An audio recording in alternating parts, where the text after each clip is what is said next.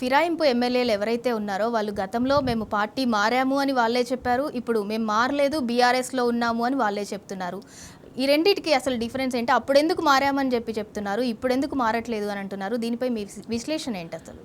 నేను అనుకుంటా వాళ్ళు మారినప్పుడు వాళ్ళ ముఖ్యమంత్రి రేవంత్ రెడ్డి గారు ఇచ్చిన అష్యూరెన్స్, బీఆర్ఎస్ పార్టీని బొంద పెడతాం, కేటీఆర్ని జైల్లో పెడతాం, హరీష్ రావు జైల్లో పెడతాం, ఇక బీఆర్ఎస్ ఉండదు, కుటుంబ సభ్యులందరూ జైల్లోనే ఉంటారు, చాలా అవినీతి చేసిండ్రు, అవినీతిని అక్కిస్తాం, ఆ పార్టీ చీలికలు పేలికలు అయితేనో సినిమా చూపించాడు.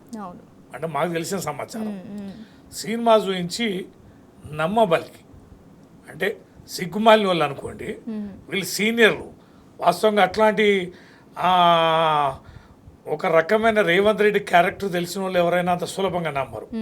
సరే, యావత్ తెలంగాణ ప్రజలు కూడా కొంతమేరకు నమ్మారు, కొన్ని జిల్లాలు ప్రభావితమైనవి, ఇలాంటి పెద్ద మనుషులు కూడా ప్రభావితమైన జైన్ అయ్యారు.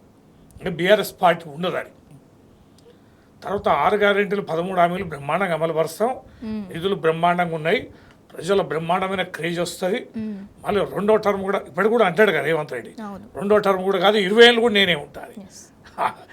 అయితే ఈ నమ్మబలకడంలో ఆ విశ్వాసంతో వాళ్ళు పార్టీ మారింది.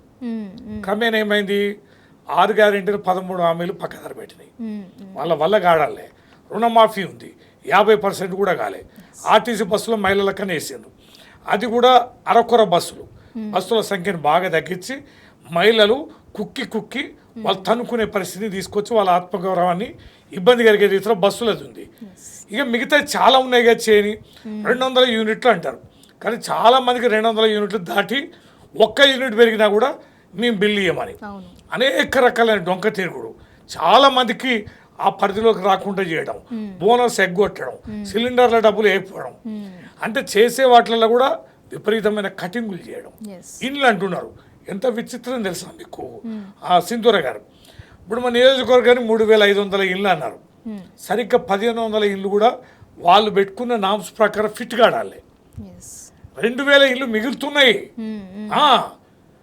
వాళ్ళ రాష్ట్ర వ్యాప్తంగా ఏవైతే లక్షలాది ఇండ్లు కడదామని చెప్పని అనుకున్నారో కఠినమైన నిబంధనలు పెట్టి, గతంలో బస్తాలు తీసుకుంటే అంటే 5-10 బస్తాలు తీసుకుంటే కూడా ఎలిజిబుల్ కాదని, పునాదులుగా ఇట్టుంటే ఎలిజిబుల్ కాదని, పిల్లర్లు వేసి ఉంటే ఎలిజిబుల్ కాదని, ఆ పెంకులు రేకులు ఉంటే ఎలిజిబుల్ కాదని, అట్లా అనేక రకాలుగా ఉద్యోగస్తులు ఉంటే ఎలిజిబుల్ కాదని, ప్రభుత్వం తరపున ఏ రకమైన లబ్ధి పొందినా ఎలిజిబుల్ కాదని తీసేయంగా ఏమైంది, ఊరికి 5-10 మంది మాత్రమే ఎలిజిబుల్ అవుతున్నారు, ఇండ్ల సంఖ్య లేదు.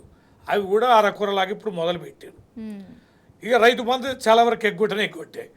ఇక హాస్పిటల్ మెడిసిన్స్ రావడంలే, హాస్టళ్ళు చేతులు ఎత్తేసిండ్రు, అవేవో స్కూల్స్ అన్నారు, ఏది అవి కూడా ఏది ఇంటర్నేషనల్ స్కూల్స్ అన్నారు.